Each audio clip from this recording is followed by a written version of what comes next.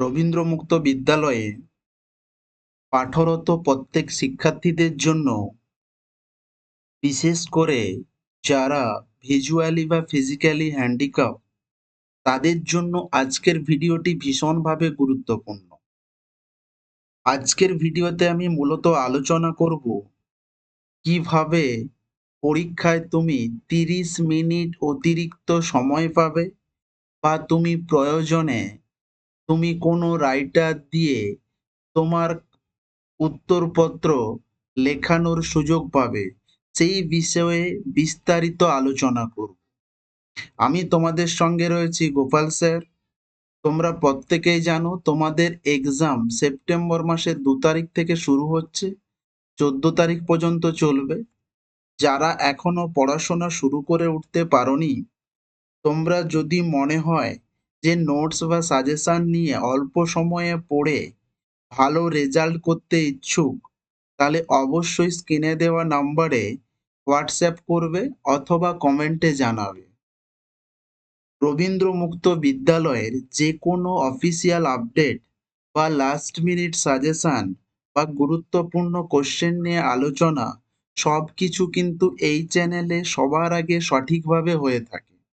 তাই যারা এখনো চ্যানেলটিকে সাবস্ক্রাইব করনি, অবশ্যই সাবস্ক্রাইব করে নিও। যারা তোমাদের এক্সামের রুটিন এখনো দেখোনি, বা এক্সামের রুটিন নিয়ে কি বলা হয়েছে যদি না দেখে থাকো, অবশ্যই এই ভিডিওর আই বাটনে এবং তোমাদের পরীক্ষাতে কি করণীয় বা কিভাবে করলে, বা কিভাবে এই কয়েকদিনে পড়াশোনা করলে সহজে পাস করবে, সেই সমস্ত তথ্য আমি পরবর্তী ভিডিওতে আলোচনা করব। আজকে যেটা মূল আলোচনার বিষয়বস্তু, যে তুমি কিভাবে 30 মিনিট এক্সট্রা টাইম পাবে, অথবা প্রয়োজনে তুমি একটা রাইটার নিতে পারবে। দেখো, সর্বোপরি বলি, এই যে ফর্মটা স্ক্রিনে দেখতে পাচ্ছ, এটা হচ্ছে মূলত তাদের জন্য যারা ভিজুয়ালি বা ফিজিক্যালি হ্যান্ডিক্যাপ, যাদের হয়তো দুটোই প্রয়োজন। একটা হলো 30 মিনিট এক্সট্রা টাইম, এবং একজন রাইটার, তাদের জন্য এই ফর্মটি। নেক্সট দেখো, এই যে ফর্মটা রয়েছে, এটা শুধুমাত্র 30 মিনিট অতিরিক্ত সময়ের জন্য বা এক্সট্রা টাইমের জন্য। ক্লিয়ার? তাহলে আগে তুমি ঠিক করে নাও যে তোমার কোনটা প্রয়োজন, শুধু 30 মিনিট এক্সট্রা না 30 মিনিট অতিরিক্ত সময় সহ একজন রাইটার। ক্লিয়ার? তাহলে প্রথমে যেটা আলোচনা করব, 30 মিনিট অতিরিক্ত সময় এবং রাইটার, এর জন্য তুমি একটা ফর্ম কিভাবে ফিল আপ করবে, কি কি ডকুমেন্ট জমা দেবে, সব কিছু বিস্তারিতভাবে এই ভিডিওতে আলোচনা করব। এই ফর্মটাকে আমরা একটু জুম করে নিচ্ছি, দেখে নাও।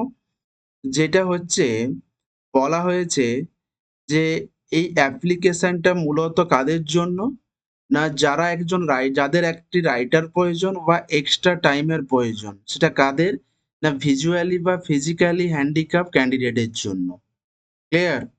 এবার দেখো, প্রথমে এখানে লিখতে হবে থ্রো দ্য স্টাডি সেন্টার, মানে তুমি যে স্টাডি সেন্টারের আন্ডারে ভর্তি হয়েছো, সেই স্টাডি সেন্টারের নাম তুমি এখানে কিন্তু লিখবে। ক্লিয়ার? তাহলে তোমার স্টাডি সেন্টারের নাম দেখবে তোমার রেজিস্ট্রেশন কার্ডে লেখা রয়েছে। ক্লিয়ার? এরপরে যেটা বলা হচ্ছে, দেখো এইখানে তোমার নিজের একটা পাসপোর্ট ফটো এখানে পেস্ট করবে, এবং রাইটার দুজনকে সিলেক্ট করবে। যে দুজনকে সিলেক্ট করবে তাদের প্রত্যেকের একটি করে ছবি এই জায়গাতে পেস্ট করবে, এবং দ্বিতীয় ব্যক্তির ছবি এই জায়গাতে পেস্ট করবে। ক্লিয়ার? তবে এটা মনে রাখবে, যিনি পরীক্ষার্থী তারও দুটো ছবি লাগবে, এবং যে রাইটাররা থাকবেন, যে দুজন রাইটারকে তুমি সিলেক্ট করবে, তাদেরও 2 কপি করে ফটো লাগবে এই ফর্ম পূরণের জন্য। ক্লিয়ার? তাহলে দেখো, এইভাবে তুমি পেস্ট করলে, তারপরে দেখো নিজের রোল নাম্বার, রেজিস্ট্রেশন নাম্বার লিখলে, এবং নিচে যেটা রয়েছে ইওর ফেথফুললি, তুমি যদি সিগনেচার করতে পারো সিগনেচার করবে, না হলে তুমি তোমার আঙুলের ছাপ দিয়ে দেবে। ক্লিয়ার? তারপরে দেখো, যে দুজন রাইটারকে তুমি সিলেক্ট করেছো, তার নাম এখানে লিখবে। চেষ্টা করবে ফর্মটা ক্যাপিটাল লেটারে ফিল আপ করতে। ঠিক আছে? তারপরে ওই ২ জন স্টুডেন্ট কোন স্কুলে পড়াশোনা করে সেই স্কুলের নাম লিখতে হবে। তার কোন ক্লাস সেটা লিখতে হবে। তবে বলে রাখি সর্বোচ্চ 11 এ পাঠরত সেই শিক্ষার্থীকেই তুমি রাইটার হিসেবে নিতে পারবে। ক্লিয়ার? বোঝা গেল? মানে যদি সে 12 এ পড়াশোনা করে তাহলে কিন্তু তুমি তাকে রাইটার হিসেবে নিতে পারবে না। সর্বোচ্চ 11 পর্যন্ত। যদি 10 এও পড়ে নিতে পারো, 9 এও যদি পড়ে থাকে তুমি নিতে পারো, কোনো সমস্যা নেই। সর্বোচ্চ 11 এ পাঠরত সেই শিক্ষার্থীকে তুমি রাইটার হিসেবে নিতে পারবে। ক্লিয়ার? তারপরে দেখো এখানে রয়েছে ২য় ব্যক্তির নাম লিখবে, তারও স্কুলের নাম লিখবে, ইনডেক্স নাম্বার যদি কিছু থেকে থাকে সেটা লিখবে, নাহলে ওই স্টুডেন্টের ক্লাস লিখবে। ক্লিয়ার? এবার সঙ্গে কি জমা দিতে হবে? বলা হয়েছে কি যেভাবে বলা হয়েছে সেভাবে ফিল আপ করলে এই ২ জন রাইটার যাদেরকে তুমি সিলেক্ট করেছো, ওই ২ জন রাইটার কোন ক্লাসে পড়াশোনা করে, কি নাম, কোন স্কুলে পড়ে, পাসপোর্ট ফটো সহ একটি কাগজে ওই স্কুলের হেডমাস্টার লিখিত আকারে দিতে হবে যে, এই স্টুডেন্টটি আমার স্কুলে ক্লাস 10 এ কি 11 এ কি 9 এ পাঠরত। ক্লিয়ার? তার যদি কোনো রোল নাম্বার, রেজিস্ট্রেশন নাম্বার কোনো কিছু থেকে থাকে সেগুলো ওখানে উল্লেখ করবে এবং তার রিসেন্ট একটা পাসপোর্ট ফটো ওই কাগজের মধ্যে থাকবে। ক্লিয়ার? অর্থাৎ যে ২ জন রাইটারকে তুমি সিলেক্ট করবে সেই ২ জনের হয়ে ওই স্কুলের হেডমাস্টার লিখিত আকারে তোমাকে দেবে। ক্লিয়ার? বোঝা গেল? সঙ্গে এই ফর্মের সঙ্গে তুমি তোমার রেজিস্ট্রেশন কার্ড এবং অ্যাডমিট কার্ডের জেরক্স দিতে হবে। যেটা সেলফ অ্যাটেস্টেড করে দেবে। ক্লিয়ার? বোঝা গেল? এবার দেখো নিচে যেটা রয়েছে তুমি এই ফর্ম পূরণ করে তুমি তোমার স্টাডি সেন্টারে যোগাযোগ করবে। এইখানে তোমার স্টাডি সেন্টারের যিনি কোঅর্ডিনেটর রয়েছে তিনি এখানে সিগনেচার করবেন এবং এখানে ডেট সহ স্ট্যাম্প তিনি দিয়ে দেবেন। ক্লিয়ার? তারপরে দেখো যে পার্টটা রয়েছে ফর অফিস ইউজ অনলি, তুমি পারলে এটা ফিল আপ করবে, না হলে তুমি এটা ফিল আপ করবে না। তবে কিছু না হলেও নিজের নাম, রোল নাম্বার, রেজিস্ট্রেশন নাম্বার এইগুলো লিখে দিও। আর যে ২ জন ব্যক্তির নাম তুমি সিলেক্ট করেছো সেই ২ জন ব্যক্তি বা রাইটারের নাম তুমি লিখে দিও। ক্লিয়ার? আর যেটা হচ্ছে তোমার ১ কপি ফটো এবং তোমার যে ২ জন রাইটার তাদের ১ কপি করে ফটো এইখানে তুমি পেস্ট করে দিও। ক্লিয়ার? এখানে আর তোমাকে কিছু করতে হবে না। এটা নিয়ে তুমি তোমার স্টাডি সেন্টারে অবশ্যই যোগাযোগ করবে। তবে সর্বপ্রথম তোমাকে যেটা বলে দিই যে এই ফর্মটা কিন্তু সবার আগে তুমি তোমার স্টাডি সেন্টারে দেখাবে, স্টাডি সেন্টারে জমা করবে। স্টাডি সেন্টার থেকে যদি পুরো হেল্প করে দেয় তাহলে তো কোনো সমস্যা নেই। আর যদি স্টাডি সেন্টার তোমাকে এই ফর্মটা কোঅর্ডিনেটর স্যার তিনি যদি সাইন করে ডেট এবং স্ট্যাম্প দিয়ে তোমাকে যদি ফরওয়ার্ড করে দেয় তাহলে তোমাকে নিজে গিয়ে এই যে West Bengal council of Rabindra Mukta open স্কুলের যে অফিস বিকাশ ভবন 2nd ফ্লোরে কিন্তু তোমাকে নিজেকে গিয়ে কিন্তু এটা এর যে এক্সট্রা টাইম বা রাইটারের যে পারমিশন সেটা তোমাকে কিন্তু করিয়ে আনতে হবে। ক্লিয়ার? দ্বিতীয়ত দেখো যে ফর্মটি রয়েছে ৩০ মিনিট এক্সট্রা যদি মনে হয়ে থাকে তুমি তোমার পরীক্ষা নিজে দিতে পারবে কিন্তু তোমার প্রতিবন্ধকতার জন্য ৩০ মিনিট এক্সট্রা প্রয়োজন। ক্লিয়ার? দেখো এই ফর্মটাকে জুম করে একটু দেখাই তাহলে সহজে বুঝতে পারবে। দেখো এখানে কিন্তু শুধুমাত্র স্টাডি সেন্টারের নাম লিখবে, যিনি পরীক্ষার্থী যে ক্যান্ডিডেট তার ১ কপি ফটো দেবে, রোল নাম্বার, রেজিস্ট্রেশন নাম্বার দেবে। ক্লিয়ার?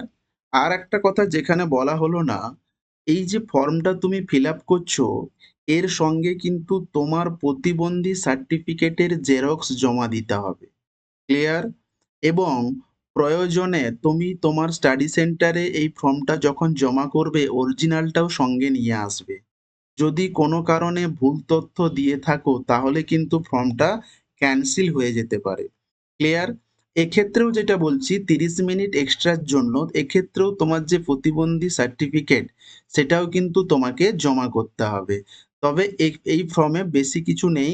দেখো শুধুমাত্র যে পরীক্ষার্থী বা ক্যান্ডিডেট তার ছবিটি পেস্ট করবে এবং নিচে কি করবে, সিগনেচার করবে। তারপরে দেখো রেজিস্ট্রেশন নাম্বার, তার অ্যাড্রেস এবং হচ্ছে ক্যান্ডিডেটের নাম দিয়ে ফিল আপ করবে। ক্লিয়ার? সঙ্গে রেজিস্ট্রেশন কার্ড এবং অ্যাডমিট কার্ডের জেরক্স দেবে, আর কিছু নয়। আর যেটা অফিস ইউজ, সেখানেও তোমার হচ্ছে 1 কপি ফটো চিটিয়ে দেবে, তোমার নাম লিখবে, roll number, registration number fill up করে তুমি জমা করে দেবে। জমা করলেই এটা তোমার হয়ে যাবে। ক্লিয়ার? আশা রাখি তোমাদেরকে এটা আমি বোঝাতে পেরেছি। তাহলে যারা এই ফর্মটি এখনো সংগ্রহ করে উঠতে পারোনি বা মনে হচ্ছে ফর্মটি আমি কোথায় পাবো, প্রথমত বলে রাখি ফর্মটা তুমি তোমার স্টাডি সেন্টারে পাবে। যদি স্টাডি সেন্টার থেকে না দেয়, অবশ্যই আমার স্ক্রিনে দেওয়া যে নাম্বার ছিল, এই নাম্বারে অবশ্যই তোমরা হোয়াটসঅ্যাপ করবে। আমি তোমাদেরকে হোয়াটসঅ্যাপে ফর্মটা পাঠিয়ে দেব। তোমরা প্রিন্ট আউট করে ফিল আপ করে স্টাডি সেন্টারে যোগাযোগ করবে। তবে তোমাদেরকে বলবো, পরীক্ষা তো বেশি দিন বাকি নেই, যত তাড়াতাড়ি পারো এই কাজটা কিন্তু তোমরা সেরে ফেলো। ক্লিয়ার?